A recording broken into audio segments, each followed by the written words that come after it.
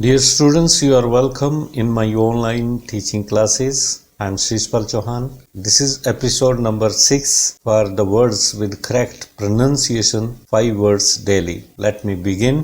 26th word is ignominy. Ignominy.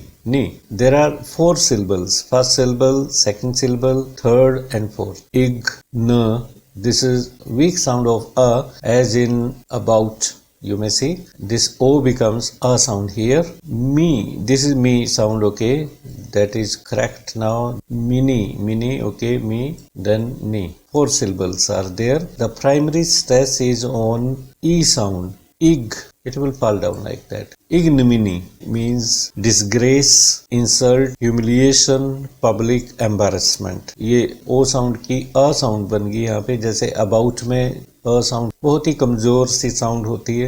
इग्नमिनी means शर्मिंदगी, लानत कहते हैं जिसे, disgrace. He brought ignominy to his family. जैसे हम कहते हैं कि उसने अपने परिवार की, खानदान की नाक कटवा दी है, तो ये सेंटेंस बिल्कुल सही रहेगा उसके लिए. ही हैज ब्रॉट आएगा अगर है लगाते हैं हम. He has brought ignominy to his family. He killed himself fearing social ignominy. Social ये स्पेलिंग आप करेक्ट कर सकते हैं, IAL. He killed himself fearing social ignominy. तो सामाजिक शर्मिंदगी भी होती है, पारिवारिक भी होती है, व्यक्तिगत शर्मिंदगी भी होती है. तो इस तरह से ये शब्द आपके लिए बहुत अच्छा होगा. आगे बढ़ते हैं.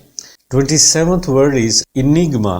ब्रिटिश प्रोनाउंसिएशन में इनिग्मा है. ब्रिटिश आरपी हम फॉलो करते हैं, British received pronunciation we follow, तो इसे इनिग्मा ही पढ़ेंगे. इनिग्मा ना साउंड पे बिल्कुल अप है, यहाँ पे बिल्कुल यहाँ से उठेगी साउंड ई. दिस इज इनिग, एकदम ऊपर जाएगी, फिर ये फॉल डाउन करेगी. इनिग्मा ना साउंड पे stress. This is primary stress और 2 सिलेबल इसमें है. Enigma. His personality is an Enigma for me. Enigma पहेली होती है जिसको आप नहीं जान पाते, ऐसा व्यक्तित्व जिसे आप समझ ना पाए उसे इनिग्मा कहते हैं. और जो आम पहेली होती, पजल होती है, उसको भी आप you can call it Enigma. Enigmatic, enigmatic ये pronunciation. He has an enigmatic personality. I have not been able to understand him till now. उसका जो व्यक्तित्व है वो रहस्यमय है, enigmatic है. enigmatic में माँ साउंड पे स्ट्रेस आएगा. enigmatic, matic यहाँ पे. enigma नाउन है, enigmatic एडजेक्टिव है.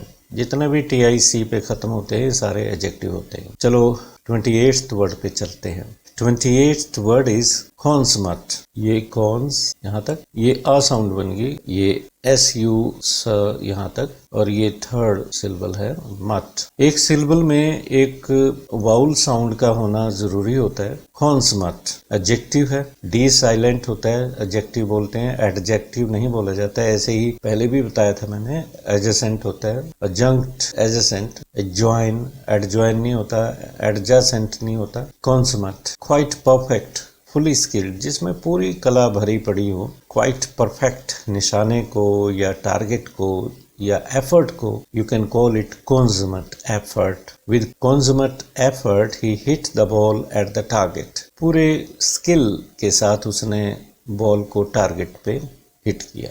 तो 29th वर्ड अब देख लेते हैं. काफ़ी अच्छा वर्ड है, ये भी काफ़ी यूज होता है और बैंकिंग वगैरह में ये शब्द आते हैं. कैप्रिशियस.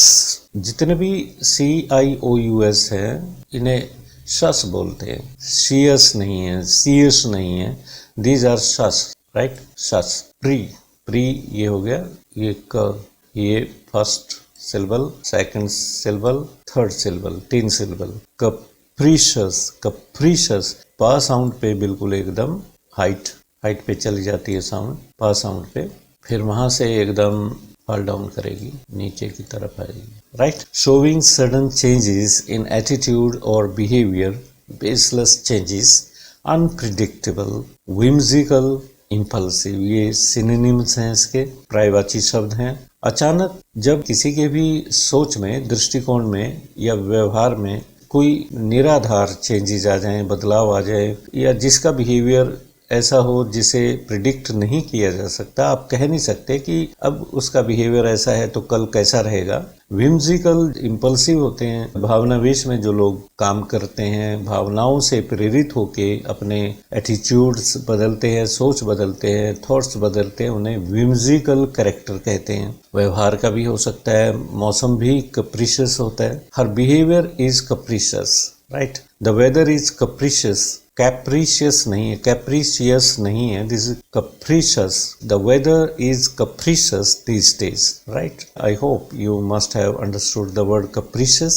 Let's move to the 30th word. देखने में वर्ड बिल्कुल ऐसा लगता है जैसे प्रोफेसी हो। प्रोफेसी आपने सुना होगा कहते हुए, वर्ड प्रोफेसी नहीं है, this is not prophecy, the word is prophesy. बहुत ही टिपिकल प्रोनाउंसिएशन है, पाप स्ट्रेस है, मेन स्ट्रेस पाप ही रहेगा, बिल्कुल सीधा ही है यहाँ से। प्रोफसाई, फा साउंड तो बोली जाती है, ये हल्की सी 3 साउंड होती है, पा साउंड, पी टी के, टा साउंड और का साउंड, दीज आर एस्पिरेटेड, थोड़ी सी एस्पिरेटेड साउंड होती है, थोड़ा सा फ साउंड इसमें आ जाती है। Prophesy, this is O sound, इसे ओ साउंड बोलते हैं, लॉन्ग साउंड नहीं है, दिस इज शॉर्ट साउंड।